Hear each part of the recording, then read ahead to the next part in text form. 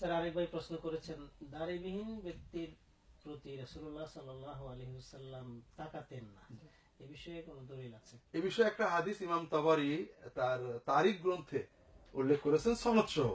আমরা জানি প্রাচীন ঐতিহাসিকগণ তাদের বর্ণনাগুলো সনদ সহই বর্ণনা করতেন। তো এখানে ইমাম তাবরির যে সনদ, ইতিহাসের সনদ হিসেবে মোটামুটি গ্রহণযোগ্য। অধিকাংশ রাবি সহি, কেউ একটু হাসান সাধারণ পর্যায়ে, মোটামুটি ঐতিহাসিক সনদ হিসেবে গ্রহণযোগ্য সনদ। তিনি বলছেন যে রাসূলুল্লাহ সাল্লাল্লাহু আলাইহি ওয়াসাল্লামের কাছে পারস্যের বাদশা দূত পাঠান। রাসূলুল্লাহ সাল্লাল্লাহু আলাইহি ওয়াসাল্লাম তাদের সাথে দেখা করতে প্রথম অস্বীকার করেন, পরে দেখা করেন। যখন তারা তার কাছে প্রবেশ করে তাদের মুখে দাড়ি ছিল না।